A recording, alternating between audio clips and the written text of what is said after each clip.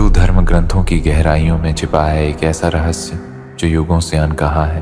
एक भविष्यवाणी, एक चुपचाप चलता हुआ इंतजार और 7 अमर आत्माएं जो मानवता के इतिहास की परछाइयों में आज भी जीवित हैं। इनका नाम है सप्त चिरंजीवी।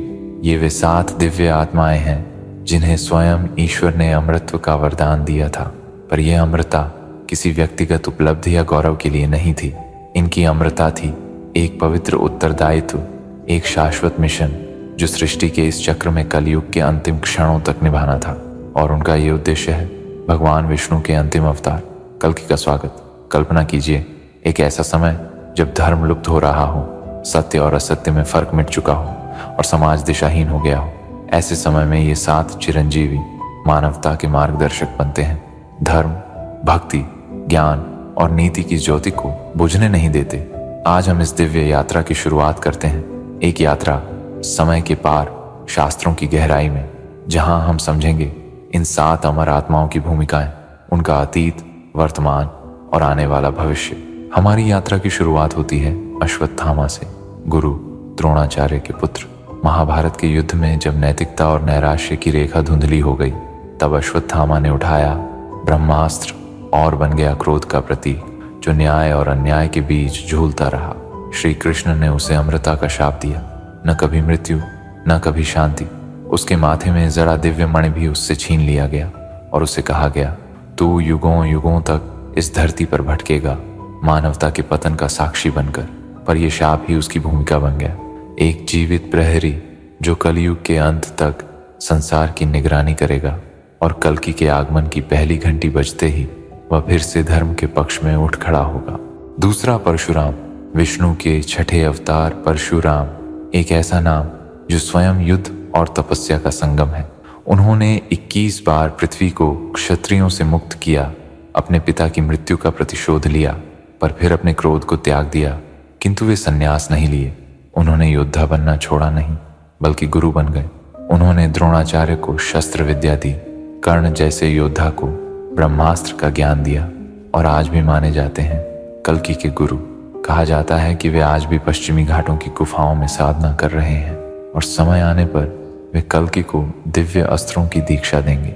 उनकी अमरता यह सुनिश्चित करती है कि जब भी धरती पर धर्म का अस्तित्व संकट में पड़ेगा तो कोई न कोई योद्धा होगा जो उसे बचाने के लिए तैयार किया जाएगा। तीसरा हनुमान। हनुमान जिनके लिए जय कहना ही ऊर्जा बन जाता है। भगवान राम के परम सेवक जिनकी भक्ति ने समुद्र पार करवा दिए और पर्वत उड़ा दिए। जब रामायण समाप्त हुई तो हनुमान जी ने ईश्वर से एक ही वर मांगा, मुझे तब तक जीवित रखना जब तक इस धरती पर राम कथा गाई जाती है। और राम का रूप फिर अवतरित होगा कल्कि के रूप में। पुराणों में कहा गया है, जब कल्कि घोड़े पर सवार होकर अधर्म के विरुद्ध युद्ध करेंगे तो हनुमान उनके साथ होंगे, अपनी गदा लेकर संसार को धर्म की ओर मोड़ने के लिए।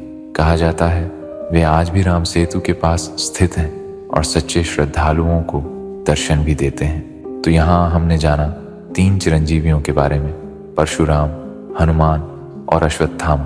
अब बाकी चिरंजीवियों के बारे में जानते हैं। चौथा विभीषण। जब रावण ने अधर्म की राह चुनी तो उसका छोटा भाई विभीषण धर्म के पक्ष में खड़ा हो गया।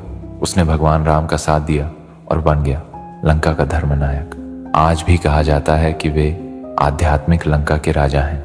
उनकी अमरता इस बात का प्रमाण है कि धर्म का साथ देने के लिए कभी भी देर नहीं होती।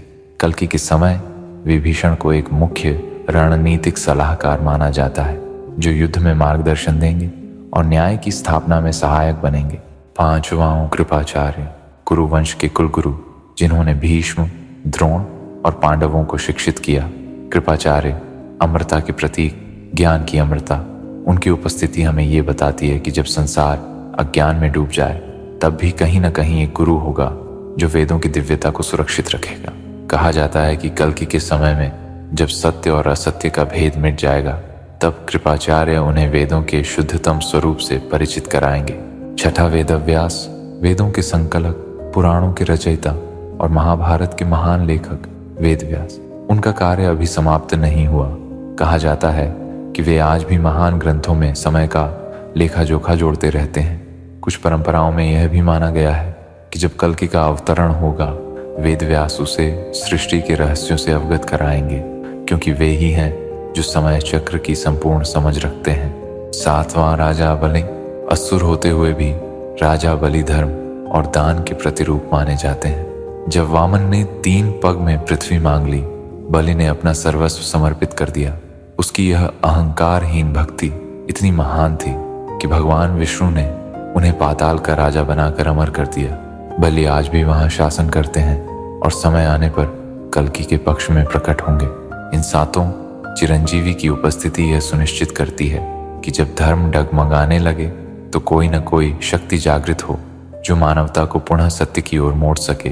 कल्कि पुराण कहता है कि जब अधर्म की सीमाएं टूटेंगी, जब समाज भ्रमित हो जाएगा, तब ये 7 एक साथ एकत्र होंगे और कल्कि के संग धर्म युद्ध में उतरेंगे। इन सभी की अमरता एक संयोग नहीं बल्कि सृष्टि की पूर्व नियोजित योजना है।